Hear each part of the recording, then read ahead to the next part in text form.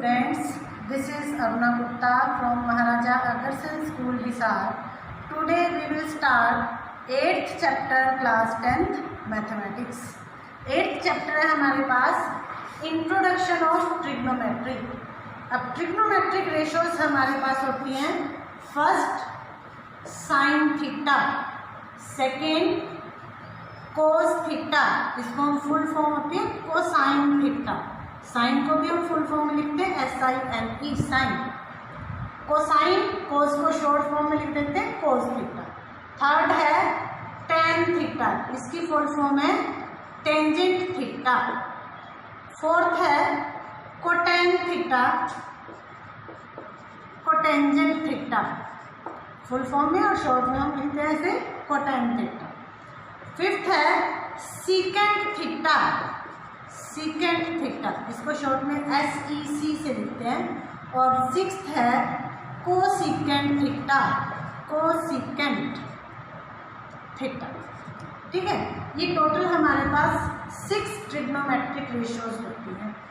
इनका यूज हम कहाँ करते हैं? राइट ट्रायंगल में. अगर हमारे पास एक राइट ट्रायंगल गिवन है,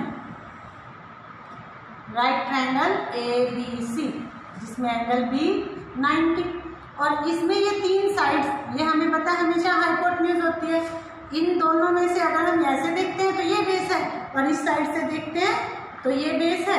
मीन्स जिस साइड पे एंगल, अगर थीटा एंगल यहाँ पे है तो ये हमारा बेस होगा और ये परपेंडिकुलर. और अगर थीटा हमारा यहाँ पे आए, यहाँ की जगह थीटा एंगल यहाँ गिवन है, तो हम इसको बेस लेंगे और इसको परपेंडिकुलर. ठीक है, अब हम एज्यूम करते हैं थीटा एंगल C पॉइंट पे, तो बेस हमारे पास ये हो गया परपेंडिकुलर और ये हाइपोटेन्यूज. तो अगर ये ट्रायंगल है तो हमारे पास साइन थीटा होगा किसके इक्वल? इस ट्रायंगल के हिसाब से परपेंडिकुलर बाय हाइपोटेन्यूज. परपेंडिकुलर है हमारे पास AB divide by hypotenuse AC. Second cos of theta, cos theta हमारे पास होता है बेस बाय हाइपोटेन्यूज. अब इसमें बेस क्या है? BC और हाइपोटेन्यूज AC. थर्ड है टेन थीटा, टेन थीटा होता है परपेंडिकुलर बाय बेस. परपेंडिकुलर है हमारे पास AB और बेस BC. फोर्थ है कोटेन थीटा. अब कोटेन थीटा जो है वो टेन का रेसिप्रोकल. अब टेन परपेंडिकुलर बाय बेस था तो ये हो गया बेस बाय परपेंडिकुलर. तो बेस हमारे पास है BC और परपेंडिकुलर AB. इसके बाद सीकेंट थीटा, सीकेंट थीटा होता है हमारा कोस का रेसिप्रोकल. अब कोस B बाय H था तो ये हो जाएगा H by B, hypotenuse AC by base BC. और sixth cosecant theta, cosecant theta होता है हमारे पास साइन का उल्टा, हाइपोटेन्यूज बाय परपेंडिकुलर. हाइपोटेन्यूज हमारे पास है AC और परपेंडिकुलर AB. ये 6 ट्रिग्नोमेट्रिक रेशियोज हम किसी भी ट्रायंगल से फाइंड कर सकते हैं अगर एंगल गिवन है. अब इनको लर्न करने के लिए हमारे पास एक शॉर्ट ट्रिक है, वो होती है पंडित बद्री प्रसाद हर हर बोले. अब P by H sine theta, first हो गया sine theta. Second B by H cos theta. Third P by B tan theta. Fourth इसका उल्टा cotan theta B by P. Fifth secant theta H by B. और sixth cosecant theta H by P. ठीक है, अब हम questions करते हैं. Exercise 8.1. 8.1 first question. In triangle ABC angle B is right angle. Triangle ABC right angle eight D.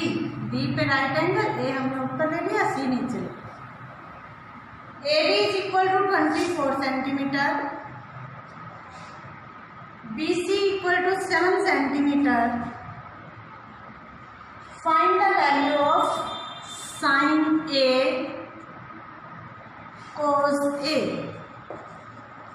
Sign C and cos C. ये find करना है हमें. अब इस राइट ट्रायंगल में देखो दो साइड्स हमें गिवन है, तो थर्ड साइड फाइंड कर सकते हैं पाइथागोरस से। तो हम क्या लेंगे, in triangle A B C by Pythagoras theorem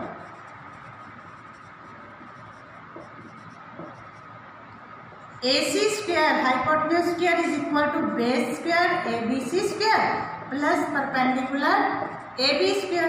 AC की वैल्यू नहीं पता, AC square equal to BC 7 square plus AB 24 square. AC square is equal to 7 square 49 plus 24 square 576। AC square equal to 576 में 49 add करोगे 625, then AC is equal to root 625 और 625 का root 25 centimetre. AC आ गई हमारे पास 25 centimetre. Now हमने find करना है sign A, मतलब कि एंगल कौन सा है, ये वाला A। अगर एंगल A है तो बेस क्या होगा, ये AB और परपेंडिकुलर BC, और साइन किसके इक्वल होता है, sine is perpendicular by hypotenuse. अब एंगल A है तो परपेंडिकुलर BC और हाइपोटेन्यूज AC, तो BC की वैल्यू है 7 centimetre by AC 25 centimetre. Centimetre cancel हो गया, 7 बाय 25, ये हमारे पास आंसर आ। उसके बाद फाइंड करना है कोस A। कोस होता है B by H। Angle A है तो base 24 AB equal to AB by hypotenuse AC। AB की वैल्यू थी 24 सेंटीमीटर और AC 25 सेंटीमीटर। सेंटीमीटर कैंसिल हो गया, 24 डिवाइड बाय 25, ये हमारे पास आ गया कोस A। अब हमें फाइंड करना है साइन C। साइन होता है परपेंडिकुलर बाय हाइपोटेन्यूज। अब एंगल है C एंगल है तो परपेंडिकुलर कौन सा होगा, इस एंगल वाली साइड नहीं होगी, दूसरी होगी AB by hypotenuse AC। AB है हमारे पास 24 centimetre by hypotenuse 25 centimetre. Centimetre cancel हो गया, हमारे पास आया 24 बाय 25। एंड कोस C, कोस होता है B by H। Cos C angle C तो base BC bye hypotenuse AC। BC है 7 centimetre bye 25 centimetre. Centimetre cancel हो गया, आंसर आ गया 7 डिवाइड बाय 25। ये चारों चीज हमने फाइंड कर दी।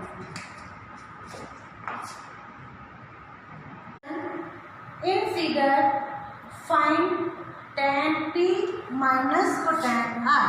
हमने फाइंड करना है tan P minus cotan R।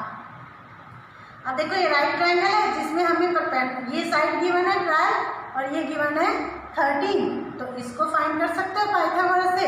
तो in triangle PQR by Pythagoras theorem हमारे पास क्या है, hypotenuse PR square equal to PQ square plus QR square.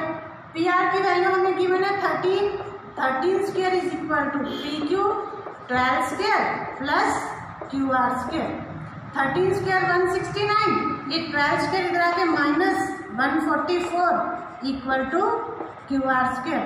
तो QR स्क्वायर आ गया हमारा, माइनस किया तो 25, then QR is equal to root 25 5 centimetre. QR की वैल्यू फाइंड कर ली हमने 5 सेंटीमीटर। अब हमें क्या चाहिए, tan P और कोटैन R की वैल्यू। पहले tan P फाइंड करें। tan P, tan क्या होता है, परपेंडिकुलर बाय बेस। अब एंगल है P तो परपेंडिकुलर कौन सा होगा, QR is equal to QR और बेस PQ। QR है 5 सेंटीमीटर और बेस है 12 सेंटीमीटर। सेंटीमीटर कैंसिल हो गया, हमारे पास वैल्यू आ गई 5 बाय 12 tan P की। उसके बाद फाइंड करना है कोटैन R। कोटैन होता है बेस बाय परपेंडिकुलर। अब थीटा R है तो बेस कौन सा होगा, ये वाला QR। By perpendicular PQ। अब QR की वैल्यू 5 सेंटीमीटर, PQ की वैल्यू 12 सेंटीमीटर, सेंटीमीटर कैंसिल हो गया, 5/12 दोनों वैल्यूज आ गई।